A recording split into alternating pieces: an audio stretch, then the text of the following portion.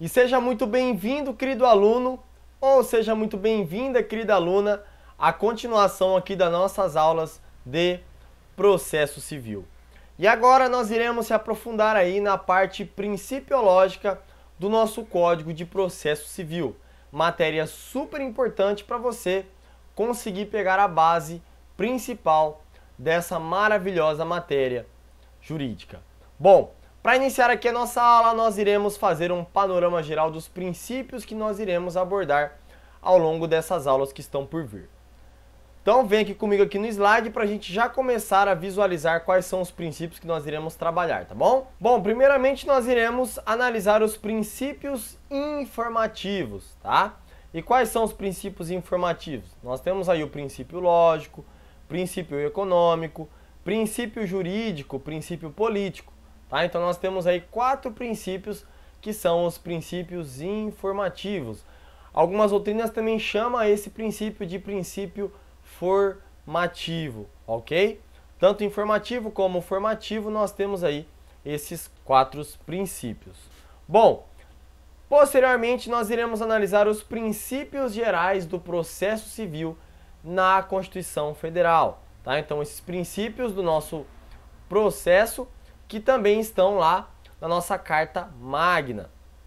Então nós temos aí o princípio do devido processo legal, princípio do acesso à justiça, princípio do contraditório, princípio da duração razoável do processo, princípio da isonomia, princípio da imparcialidade do juiz, princípio do duplo grau de jurisdição, princípio da publicidade dos atos processuais e princípio da motivação das decisões judiciais. Assim que nós encerrarmos todos esses princípios, nós iremos para os princípios infraconstitucionais. E aí nós teremos o princípio dispositivo, o princípio da oralidade, o princípio da persuasão racional, o princípio da boa-fé e o princípio da cooperação. Perceba que ao total nós temos aí 18 princípios para abordar ao longo das nossas aulas, tá bom? E agora nessa aula nós iremos abordar esses 4 princípios e o primeiro aqui do princípio geral do processo civil na Constituição Federal. Então vem aqui comigo e vamos começar aí a nossa aula dos princípios. Princípios informativos, também conhecido como regras técnicas do nosso Código de Processo Civil, tá? Por quê? Porque ele traz a regra introdutória do que é o processo civil, de como funciona o processo civil e o que busca a nossa matéria processual civil. Vamos ali, ó. O primeiro deles aí é o princípio informativo lógico, que diz o seguinte, ó. A sequência de atos no processo deve obedecer a um regramento lógico, de forma que os supervenientes derivem dos precedentes em uma ordenação que faça sentido. Não seria lógico, por exemplo, que se fizesse correr um prazo recursal antes que a decisão fosse proferida. Preste atenção no seguinte, o nosso princípio informativo lógico diz que o processo ele deve seguir o quê? Uma sucessão de atos processuais que são previamente estabelecidos em lei, tá? De forma que o ato posterior dependa do ato anterior para que ele exista. Olha só, para ficar mais claro para você, vamos para um exemplo. O autor ele ingressa com uma petição inicial, né, que é a peça em que ele diz para o juiz qual é o prejuízo que ele levou ali, que ele quer que o juiz resolva. Posteriormente, o juiz deve marcar uma audiência de conciliação. Após a audiência de conciliação, haverá o quê? A possibilidade do réu apresentar a defesa, né? Então teremos aí a contestação.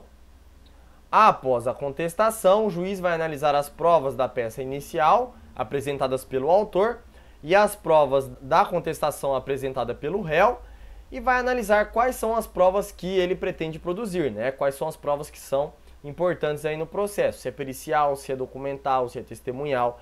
E aí nós teremos o quê? A fase saneadora, que é a fase que o juiz ele vai analisar aí quais são as provas que ele vai utilizar no processo, né? Para o convencer. E depois nós teremos a fase instrutória, que é a fase em que o juiz vai ouvir testemunha, a prova pericial, a prova documental, né? As provas que ele escolheu aqui na fase de saneamento.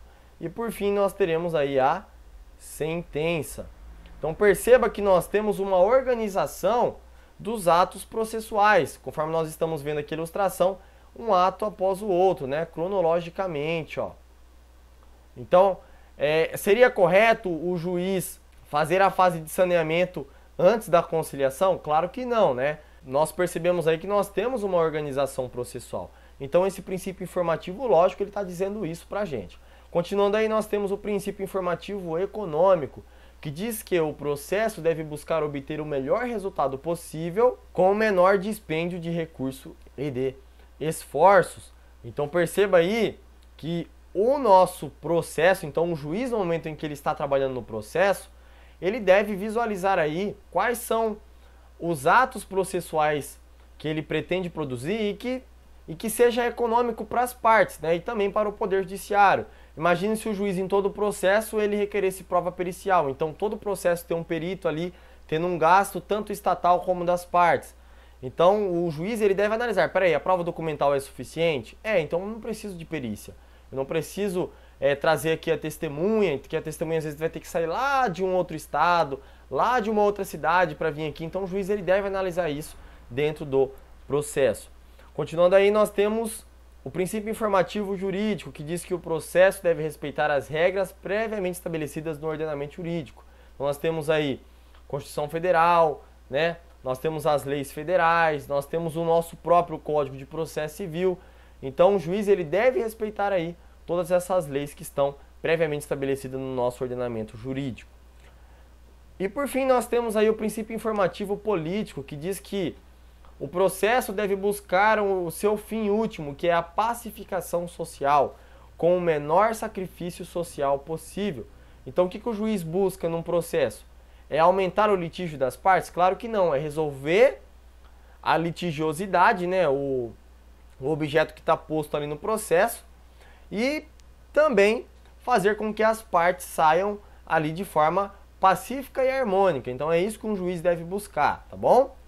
Então a gente encerra aqui os princípios informativos, tratando aí, pode ver que são princípios ou regras técnicas super simples de entender. E agora nós ingressaremos no princípio fundamental do CPC na nossa Constituição Federal. O primeiro dele aí é o princípio do devido processo legal. Vamos fazer a leitura aqui comigo. Também chamado de princípio da legalidade. Resulta da onde? Do artigo 5º, inciso 56 da nossa Constituição Federal, que diz o seguinte: ninguém será privado da liberdade ou de seus bens sem o devido processo legal. Então perceba, ninguém será privado de liberdade, tá? Ou de seus bens sem o devido processo legal. Então o Estado ele pode prender ali um cidadão por não ter pago alimentos sem haver um devido processo legal? Claro que não. Não vai chegar lá a mãe da criança e falar: juiz, o fulano não pagou pensão. O juiz já fala: então manda prender. Não, peraí. Procura um advogado, faz a sua petição inicial certinha, representando o seu filho, e aí eu vou ouvir a parte contrária, a gente vai analisar as provas, e aí por fim, caso você tenha razão e ele não pague, aí sim eu vou utilizar do poder estatal e da força coercitiva do Estado para que ele fique na prisão por 30 dias por conta desse inadimplemento da pensão alimentícia, tá? E pode a parte também chegar lá e falar: juiz, o fulano de tal, ele tem uma dívida comigo e não me pagou. E o juiz já de cara fala: então, o oficial, vai lá e penhora tudo que ele tem. Claro que não. O juiz ele tem que fazer o que? Ele tem que falar para a parte seguinte: ó, então peraí, se você tem um direito aí que foi violado, procura um advogado, faz a sua peça inicial, eu vou ouvir a versão do réu, vou ver o que está acontecendo. Se você tiver razão no final, aí sim, se a parte não pagar mesmo assim, eu vou mandar o oficial de justiça ir lá ver os bens que ele tem, que podem ser penhorados. Então perceba que deve existir previamente esse devido processo legal. Então é por isso que a nossa matéria processual ela é de extrema importância. Continuando aí, a Constituição preserva a liberdade e os bens, garantindo que o seu titular não os perca por atos não jurisdicionais do Estado. Então pode uma pessoa ir lá te amarrar e te deixar preso por 30 dias porque você não pagou pensão alimentícia? Claro que não. Só quem tem o poder para auferir tal punição para você é o Estado, né? Que a gente aprendeu lá na primeira aula que o Estado pegou para si, né? Tirou essa tutela das pessoas de resolver com as mãos próprias, né? E o Estado fala, não, eu vou resolver porque eu resolvo de forma justa. E o Estado ele deve passar por um devido processo legal, ou seja, deve existir um processo, garantir o contraditório e ampla defesa, para que somente assim o Estado possa se utilizar desse poder e dessa força coercitiva, tá bom? Então, esse artigo 5º, inciso 56 da Constituição, ele surge lá no século XIII, tá bom? Nós temos aí a história do João Sem Terra, né, que traz aí a primeira Carta Magna, em que limita a atuação do poder estatal perante a sociedade. Então eu vou deixar aqui na descrição um link para você como tarefinha, para você copiar aí no seu caderno, ou então complementar aí na sua apostila se você já adquiriu, tá? Porque aí você pode muito bem entender melhor como que surgiu aí essa garantia constitucional. Bom, sendo assim, nós visualizamos aí que deve existir o quê? O devido processo legal. Para finalizar, nós temos aí 2 requisitos dentro desse princípio do processo legal. O primeiro deles é o requisito substancial, tá? Então, o princípio devido processo legal substancial, que diz o seguinte: constitui a autolimitação ao poder estatal, que não pode editar normas que ofendam a razoabilidade e afrontem as bases do regime democrático. Para nós interessa, sobretudo, o aspecto formal que diz respeito ao arcabouço processual. Então, o princípio do devido processo legal, no caráter substancial, ele diz que os legisladores eles devem tomar cuidado na hora de editar as normas. Eles não podem editar leis que ferem o quê? A democracia do nosso país. Apesar de que, na minha humilde opinião, a nossa democracia ela é muito maquiada, né? Ela é uma falsa democracia. Mas enfim, isso é uma opinião pessoal do professor, você não precisa seguir. E aí nós temos o princípio do quê? O princípio do devido processo legal formal, que diz respeito à tutela processual, isto é, ao processo, às garantias que ele deve respeitar e ao regimento legal que deve obedecer. Então, o nosso Código de Processo Civil deve respeitar as garantias constitucionais e também ao regimento legal, que é a nossa Lei 13.105, que é o nosso Código de Processo Civil. Tá bom? Então, a gente passa a régua aqui agora nessa aula. E agora, na próxima aula, nós iremos aprender acerca do princípio do acesso à justiça. Então, eu vou fazer o seguinte. Eu vou pegar cada princípio e fazer uma aulinha desse princípio, tá? Para não ficar muito pesado, tá bom? Então, agora, cada aula, nós trataremos de um princípio em específico.